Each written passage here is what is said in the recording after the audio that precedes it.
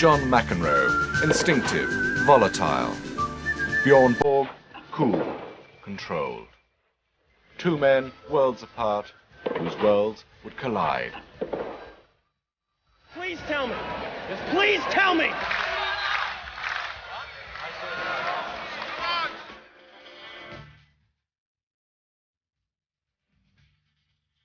They were like the shootout at the OK Corral. These two guys were the gunslingers, and the town wasn't big enough for both of them. There was a good guy, bad guy, and you pick him. You pick which you want.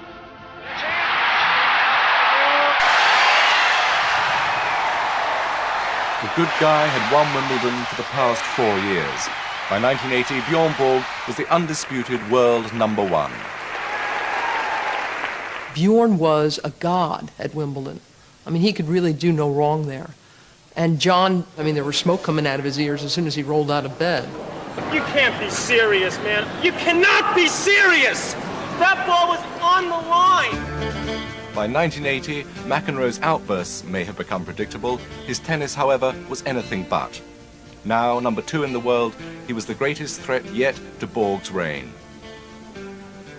1980, it just seemed to be bringing together these two great novas, these great stars. And to have these two contrasting styles, the puncher and the counter-puncher, it's like two great fighters. Well, it was like covering a heavyweight championship fight. People see me playing, they think maybe that I don't have any emotion or I don't have any feelings. I mean, like a machine. I am on the tennis court because that's the way I have to be playing and performing my best tennis. I know deep down that people are much more like me than him on the tennis court. I mean, just go look at it, go to a public course, you'll see people throwing the rackets and yelling. That's normal. You see, I'm normal. He's abnormal. It was ice against fire. The Swedish guy who was totally in control of himself against McEnroe, who was full of fire and full of bile. And the collision was the greatest thing to happen in tennis because it took tennis out of the era of cucumber sandwiches and Pimm's #1 into burgers and Budweisers.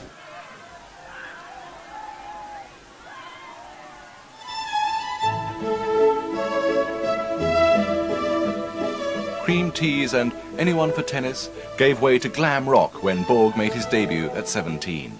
He had this Viking look about him, you know, and he had these wonderful cobalt blue eyes and the flowing flaxen locks. He looks like a rock star. He plays like an angel. The teeny boppers were all over him. The committee didn't quite know how to deal with him because there had been nothing like this before. When you see a man taken to court among an armed escort of policemen, it's a little unusual, to say the least. And more shocks were to come as Borg began his match against Britain's Roger Taylor on the hallowed centre court. It seemed as all the teeny boppers came out of the woodwork. For a tennis player, there were squeals. All these maidens were having Borgasms. Even on the centre court, we've got the teenagers rushing on. I'd never seen this before in my life. Tennis was considered sort of a wimpy, lame sport. So when Bjorn came along with the long hair and the headband, good-looking girls falling over him, it sort of reminded people of sort of rock and roll or whatever, and it just put tennis in a whole new light. But Borg was no rebel. With his model looks went model behaviour. Soon the establishment loved him as much as the teeny boppers. With a lovely wrong footing volley.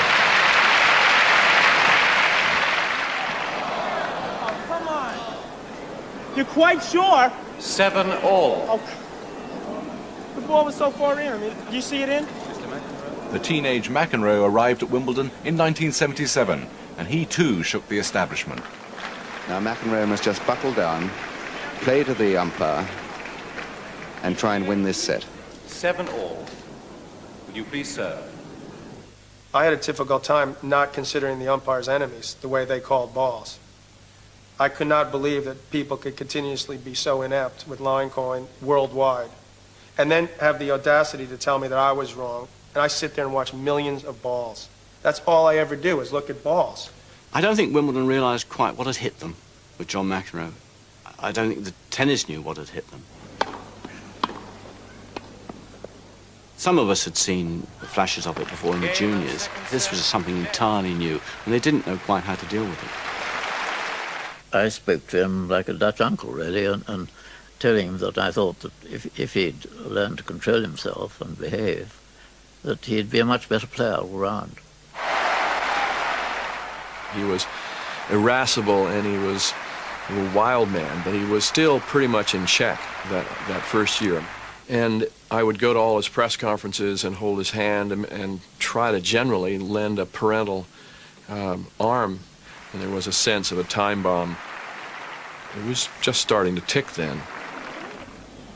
McEnroe had come to Wimbledon to play in the juniors, but by the second week he was in the semi-finals of the main event, playing none other than Jimmy Connors. It was a taste of things to come.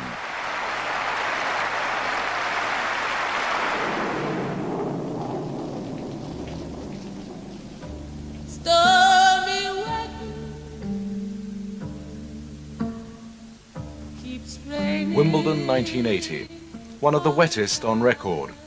But nothing could dampen the growing sense of anticipation of a clash between the New Yorker McEnroe and four-time champion Borg. He was chasing his 5th title in a row. And as usual, he took a calm and efficient route through to the final.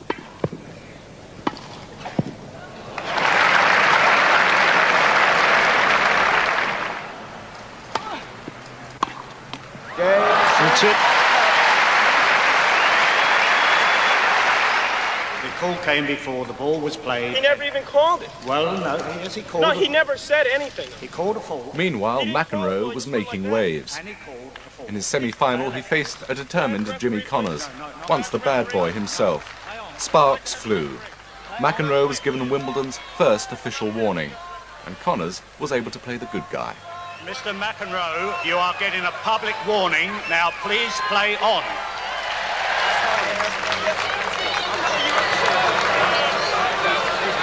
Keep your mouth shut out here. That whole idea about unexpressed thought, I mean, he's just never really understood that, you know, and he's always said, I'm a feisty Irishman.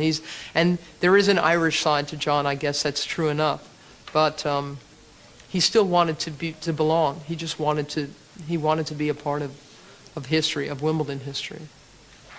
And he got his chance as he outplayed Connors. After 3 hours and 5 minutes, McEnroe was through to his first Wimbledon final.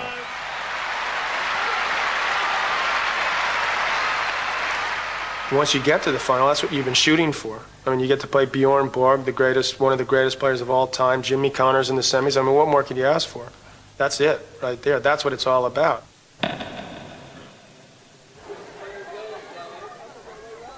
The stage was set for the showdown, the idol of the traditionalists versus the rabble's hero.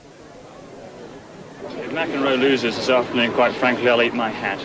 You knew that one day that John McEnroe was going to become Wimbledon champion. You weren't quite sure when. Bjorn Borg, somehow you couldn't ever see him losing.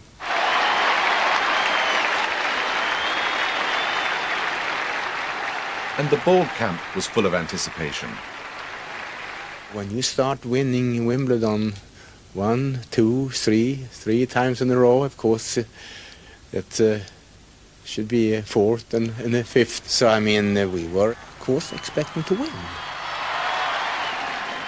2 weeks or 3 weeks after Wimbledon would finish, we'd get married, we'll have our marriage in Romania. I cannot tell you exactly how he said it, but he made me understood that this should be a nice present for my wedding. Then the unthinkable happened. In the bastion of manners and tradition, John McEnroe was booed onto court. John had already established himself as a bad boy, but I think even John would have to say that he was surprised that for a Wimbledon final, in front of the royal box and in front of, you know, this grand setting, to walk on to decide a title and be booed was something I think even surprised him. Already the odd boo for the villain of yesterday's piece, John McEnroe, when he beat Jimmy Connors. It was very, very hard to listen to, really. McEnroe ran away with the first set. But with the partisan crowd cheering his every mistake, he conceded the second.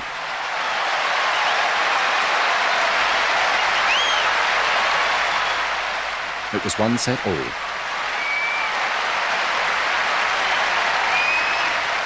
You pick up everyone's energy in the box as well. So every time Mariana would light up a cigarette, or, you'd see the coaches shifting in their seats or something, then, I would get more nervous. Plus, I could feel some of what John was feeling.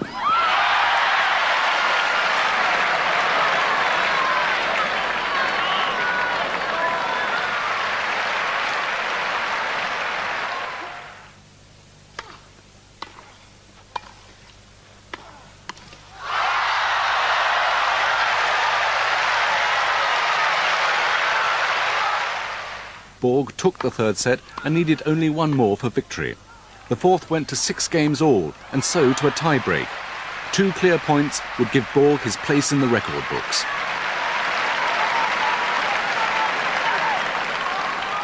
The tie-break was probably one of the most dramatic moments in tennis history.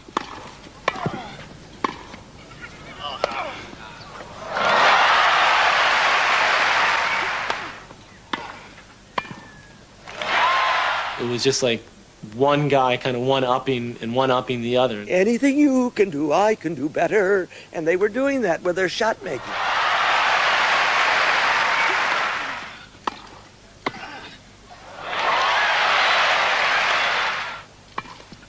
There'd be a match point against him, then a set point against Borg, then a match point against McEnroe. They sometimes became each other.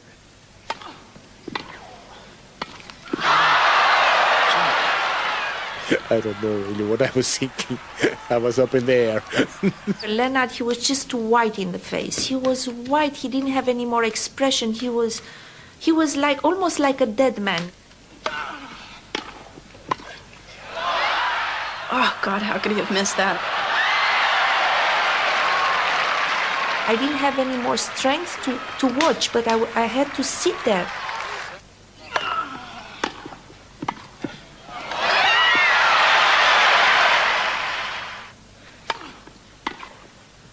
Down. You knew something special was happening. You could just feel the energy in the air. Oh! Unbelievable shot.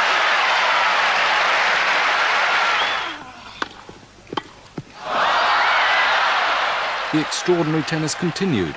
Borg saved 6 set points, McEnroe 5 championship points. After 22 minutes, the American finally took the set to level the match.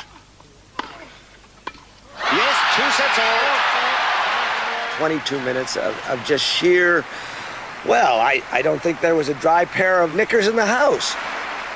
It was too much. That was really too much. I nearly died 7 times.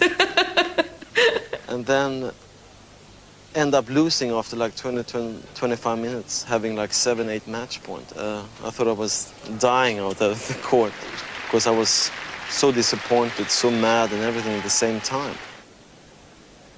When I won the tiebreaker, I felt like I was going to pull the match out just because I felt like he'd be so discouraged. But I didn't have a lot left physically at that point. So once the 5th set started and suddenly he was sort of hitting big serves and feeling fresh, it put the pressure back on me.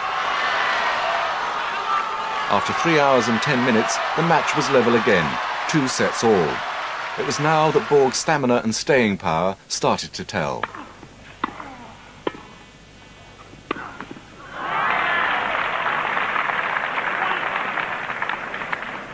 What happened is I got tired, is what happened. Physically tired. And he took advantage of that. And so it became a battle of fitness and will as opposed to who's the better player.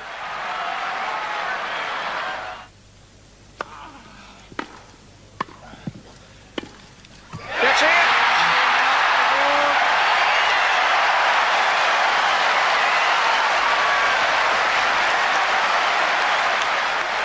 Borg's wedding present to his fiancée had been secured.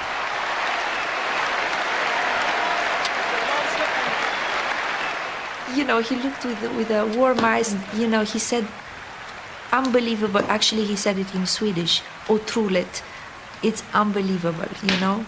He looked and he said, otroligt. He couldn't believe that he won 5 times Wimbledon. He couldn't believe it. Borg had won his 5th successive title, but McEnroe had won over the crowd. A tremendous hand to McEnroe, whose behaviour today was beyond reproach. I know I have a jaundiced memory about this, but I seem to remember, you know, that John got more applause than Bjorn. I mean, I think he finally won them over in defeat. The British saw this as a morality play almost, a drama, and they could see that even though they didn't like McEnroe perhaps as he came on, and they saw him as a brat and a whinger and all that sort of thing, they saw how he competed and how noble he was in the match itself, and they wanted to reward that. Well, you know English, they like losers, you know, so they gravitate towards good losers, I should say. The idea is it's a game, you know, more so than America, where it's like, you know, you got to win at all costs almost. Well, there it's sort of, if you lose and handle it well, that's respected. It's not as respected here, it should be. I mean, I think it should be like this happy medium. Borg celebrated by marrying Mariana Simunescu in Bucharest. 7 weeks later, he was to continue his titanic struggle with McEnroe.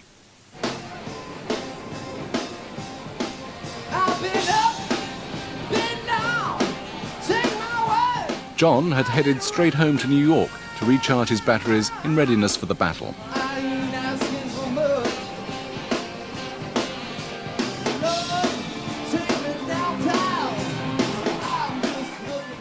He was the typical all-American guy, sports, burgers and rock music. And his approach to practice and preparation surprised other players, including such legends as Billie Jean King. Billie Jean was interrogating him, you know, well, you know, what do you do for exercise? Because she was the ultimate, the consummate professional, you know.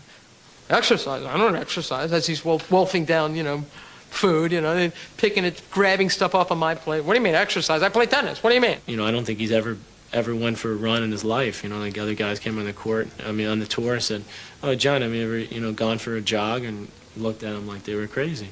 He didn't especially like practicing, which was probably one of the reasons why he played doubles so much.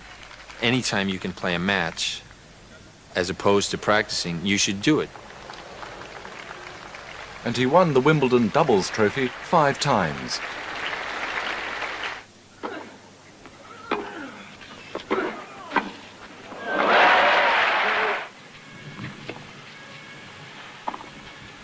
He was so good that drilling, I think, would have muted his enthusiasm for the game. I mean, every time John took a swing, it looked like it was something he had just thought of, you know? Like, it looked like just a fraction of the moment before the ball hit the strings, he had decided where to go.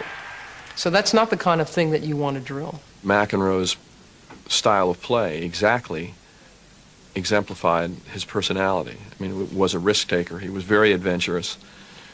He would be outrageous. He saw shots that nobody else could even imagine, and he could pull them off. So he was really a magician. McEnroe threw down the gauntlet to Borg, and the meeting place was to be on his home turf at the US Open. As reigning champion, he was out for revenge for his Wimbledon defeat, and he knew it was a championship that Borg desperately craved. Bjorn Borg was the greatest player in the world except for one small territory, which was the borough of Queens in New York. The atmosphere was just perfect for John. I mean, the Flushing Meadow and the noise, the New York crowd, they really fed off each other. The 2 greatest players in the world each made their way through to the final. Borg had to battle a fast surface that he didn't like, as well as a noisy crowd that appreciated the local boy.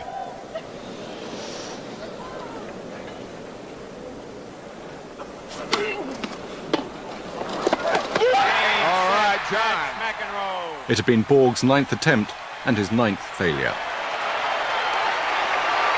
7-6. He should have won it, but he didn't. So there was something, I don't know whether it was the air, the food, the atmosphere, the aroma of McEnroe, I don't know what it was, but he just could not win in the borough of Queens. Although still the world #1, the loss was a blow to Borg. He responded in the only way he knew how. Practice, practice, and yet more practice. Sometimes we have different, you know, one chap in the morning and another guy in the afternoon, because it was 4 or 5 hours practicing every single day when it was not tournament. He might have been back in Sweden, aged 9, hitting a ball against the garage door from dawn till dusk every day. For some observers, it led to a mechanical game, lacking a natural flair. Borg basically only has a few options that he has to pick out of his armory, and so the chances are he knows those strokes unbelievably well, and he's not going to make any mistakes. The constancy of his shots, combined with his almost bionic stamina, made him a formidable opponent. He basically would wear you down until you would miss or until you would physically fall apart, and then mentally you break down, and then it's over. And Borg won the war of attrition just about every time because he was so strong and so fit. And after you'd play a long rally with Bjorn, you'd be panting a little bit, you'd look over there and he wouldn't even be sweating, and you knew you were in for a long day. But like guys quit against him almost when they walked on the court because they just were so intimidated.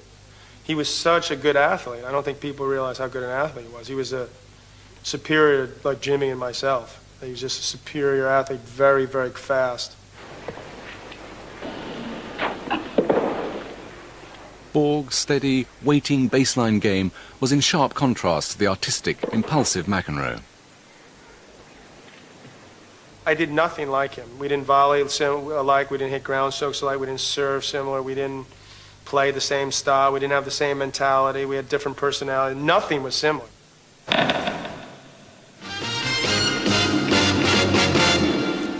Good evening. For our main action tonight, we have the great tennis confrontation the world had been waiting to see. The rubber match in Stockholm between Wimbledon champion Bjorn Borg and US Open champion John McEnroe. The clash which decided who was world number one for 1980.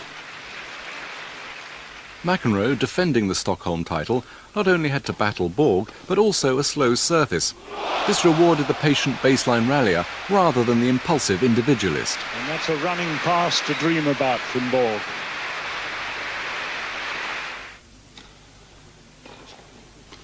Yes, right, and that's it. That's it for Borg. Borg finally won the title that had eluded him for so long. And as 1980 ended, the champion had reasserted some authority over the challenger, having won 2 of their last 3 matches.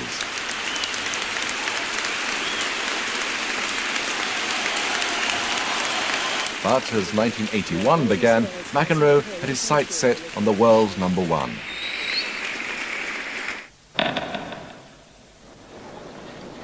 First stop, the Volvo Masters in New York. As they met in an early round, the pressure was showing on Borg. The unthinkable occurred. Delay of game penalty. Point to Mr. McEnroe. 5-3, McEnroe. Well, there it is. Mike Lugg has now awarded a penalty point against Borg. I can't ever remember seeing that happen before. Arguing with an umpire and getting a warning. And I think that is an indication of how much McEnroe really preyed on his mind. And McEnroe was startled. He just stood there and watched, saying, this can't be happening. I'm the guy who's supposed to be doing that, not Bjorn. I managed to be like the only guy, I think, that, got him to question calls. So in that sense, I felt pretty good about it. I got him riled up a little bit. Borg eventually beat McEnroe and went on to win the title, but the papers were more interested in his outburst than the win. He realized at last that this very talented man from New York was close on his tail, and that his own reign at the top wouldn't last forever. I think any athlete challenged in that way by somebody as talented as McEnroe would probably have felt the same way. The French Open gave Borg a predictable victory on the slow surface where he reigned supreme. It was his 6th title. McEnroe responded by winning Queens, and the players once again rolled into London for the greatest showdown on the tennis calendar, Wimbledon. Borg, superstitious as ever, headed straight for his favourite practice ground at the Cumberland Club in North London to put in his usual 5 hours a day on the grass. If I can have maybe 7 to 10 days practice really hard on the grass, then I will get used to it and I will start to play well on it. By the 22nd of June, Borg was prepared for Wimbledon. Nothing, however, could have prepared Wimbledon for the events of day one.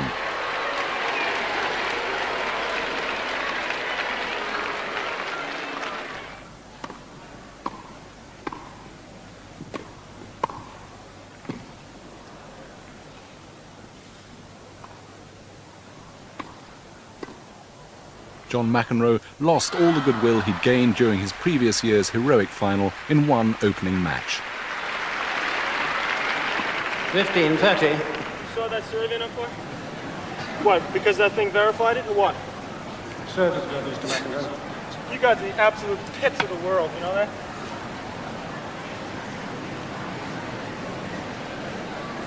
I'm going to award a point against you, Mr. McEnroe.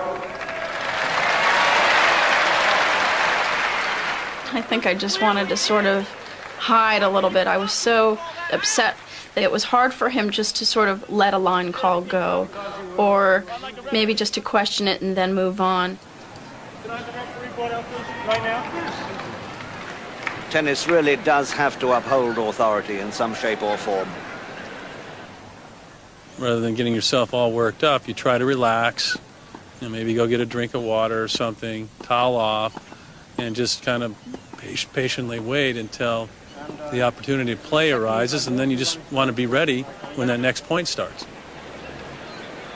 I remember the referee coming on the court. I didn't want him to get defaulted. You know, here he was in Wimbledon. You just going, oh, please don't take it that far, you know. I never knew if he knew where that edge was. 99. Stories of McEnroe's outburst wing their way around the globe. Sports writers on the tabloids grasped the opportunity for front as well as back page copy. He had already been dubbed Super Brat, but now the floodgates opened.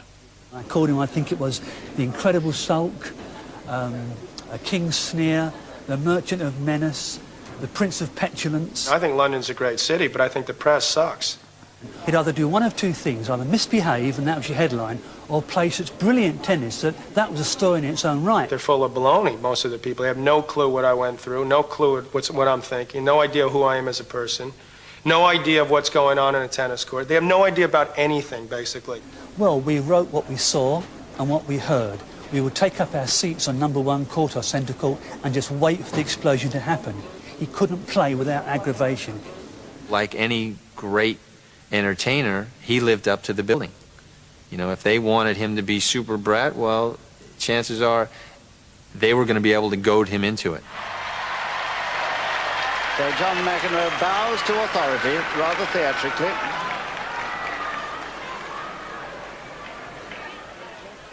Only in the very, very end of my career did I sometimes think, what am I doing? Why am I doing this? Am I doing this because I'm addicted to this, or because people want me to do it? McEnroe was calculating. He knew what he was doing. And so the other players didn't like it because they saw it as taking advantage. He already had this divine talent, but he wanted to add more. There's been a lot written about his outrageousness being studied and actually calculating so that it would help him win matches. I'm not so sure. I don't think he had that much control. You tell someone he's a complete jerk. You think he's going to turn around and give me calls? He's going to make even sure that he's not going to give me the calls. I had no calls come my way. That's what's so funny about it. Can you ask the service line if we heard a left? Good service.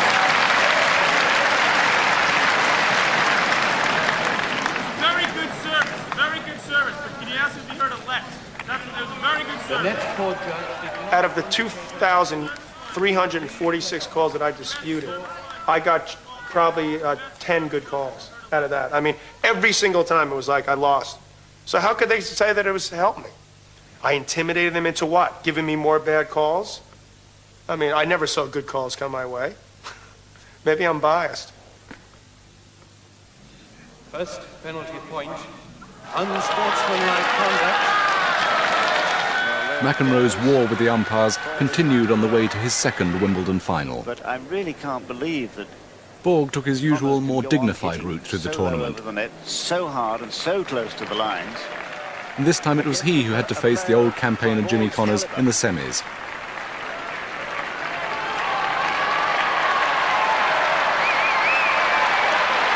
If he does, he'll surely win.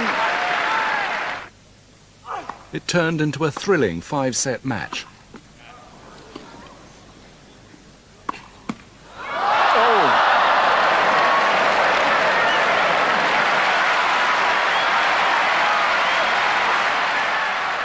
It left the crowd gasping and first aiders carrying fainting fans from the ground. 40-15. Quiet, please. Borg, 2 match points. Catch it.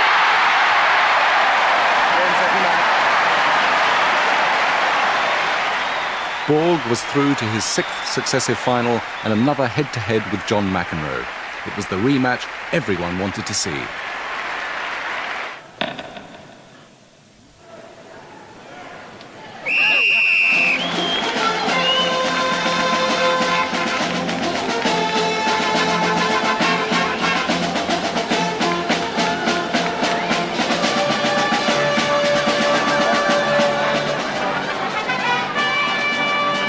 As anticipation rose on centre court for the clock to strike 2 p.m, Borg and McEnroe prepared for what would be their final Wimbledon showdown.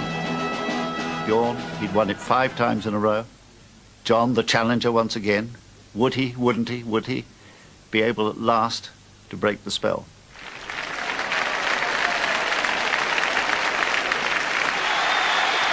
And here comes McEnroe. I felt that 1981 John was going to win the tournament. It was as though he'd come of age and he wanted this match more than anything, and I thought that he was going to take it. I never had doubts before. I had the feeling that he's going to win 5 Wimbledons, and I don't know why. And I used to tell Margareta, his mother, I said, Margareta, you will see, he will make it. 5 he will make. But after that, I didn't have control anymore. I feel very good, but it's going to be a very difficult match against John, and I just know I have to play absolutely at the top of my game. Like last year we had a good match, and I have to do the same thing this year if I like to beat him. Feel that this gentleman has almost believes that this court is his own. It would be very, very difficult for him to be beaten here. Quiet, but if please. one player can beat him, it clearly is John McEnroe. McEnroe to serve. The challenger stamped his presence with an opening love game.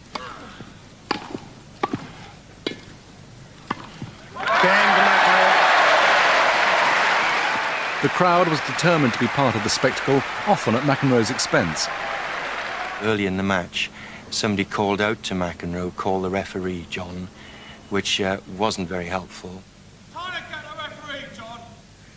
Quiet, please.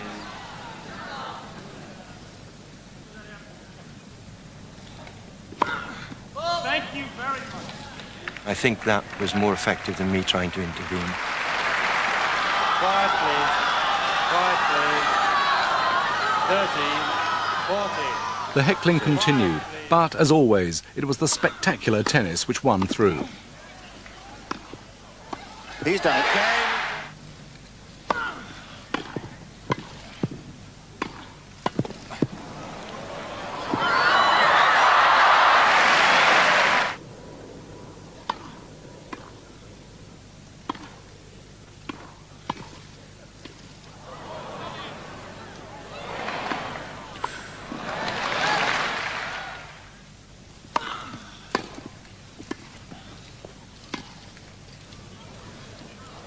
And McEnroe seemed determined to win without any outbursts. The ball was out. He respected Bjorn so much more than he respected anybody else, that he wanted to beat him fair and square. I think at those times he felt probably the pressure of kind of living up to the Wimbledon tradition, you know, in a final, and also the respect that he had for Borg, and he knew he needed everything he had to beat him.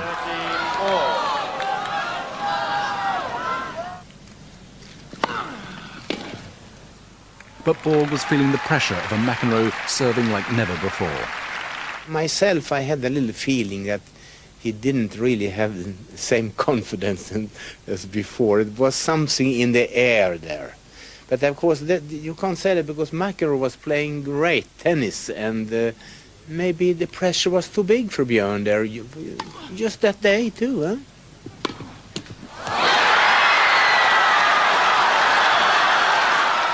And it began to tell in the 4th set, until finally McEnroe got his chance. Championship point for McEnroe, and he's walked away from the baseline, waiting for the noise to subside. The first match point, my legs were shaking a little. I mean, I could barely run to that ball. But he was to get a second chance. That's it. He's won it. He's won it. For that 2 seconds after I won, I felt like I could, just was like there was no weight on my shoulders at all. When we didn't see Bjorn sinking to his knees as he always did and thanking heaven for another win, we could hardly believe it. Some would say it's like Queen Victoria dying, after all these years. And yet it was a very glad moment. And a happy, happy father. I remember very well interviewing McEnroe. He was ecstatic. He was delightful to be with. He was the child at Christmas who had finally opened the package. I wanted to prove that I could win Wimbledon. And I proved it because I won Wimbledon. And I feel very good about it. And I feel good because I beat a guy that's one of the greatest players that ever lived.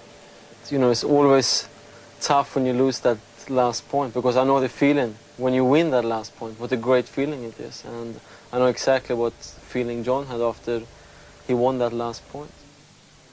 The spell had been broken. McEnroe had deposed Borg and a new king was crowned at Wimbledon. McEnroe had struck a fatal blow to Borg, and in the way of great fiction, they met again just 10 weeks later in the US Open final. I never felt better. I proved to myself that the first time I've been playing good tennis at Flushing Meadows. So I thought, no, I have a great chance tomorrow to beat McEnroe in the final. It's out. That's it. After the match, I was so disappointed. I thought, this is the end of my life, The only thing I want to do is to shake his hand and leave the place right away. It was just that I was so disappointed, and that was the reason why I left. It was to be the final nail in the coffin. Borg not only left before the trophy presentation, but also walked out on the international tennis scene at the age of 25. One morning, I said to Mariana that I'm going to retire from tennis. And she started to laugh, because she thought I was crazy. I mean, like I'm joking in the morning. She said, no. I said, really, I'm going to retire from tennis, because I know now I'm sure that I don't enjoy it anymore. I don't have the same motivation. I mean, I can't tell you how much that blew my mind for a couple of years. I couldn't believe. I kept being like, every time I saw him, are you coming back? You ready to come back? Time for you to come back? And I couldn't believe that he continued it, that he didn't. I mean, to this day. Tennis was never the same for McEnroe once Borg retired. He did manage to lift the Wimbledon Challenge Cup a couple more times in 1983, and then again in 1984, the year he won practically every tournament he entered. But old habits die hard, and Borg and McEnroe find it difficult to keep away from each other. Nowadays they meet on the seniors circuit. Nothing appears to have changed, except perhaps the stakes.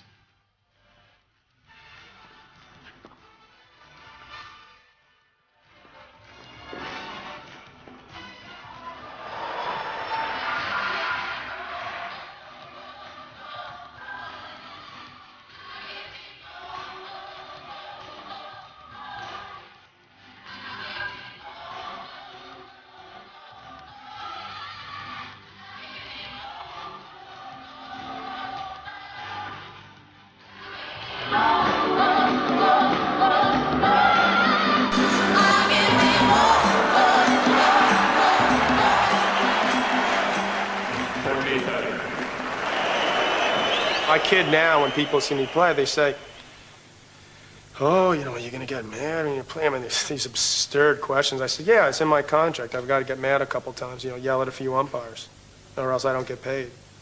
And people are disappointed if I don't get mad. So I have to pretend to be mad when I don't give a damn one way or the other.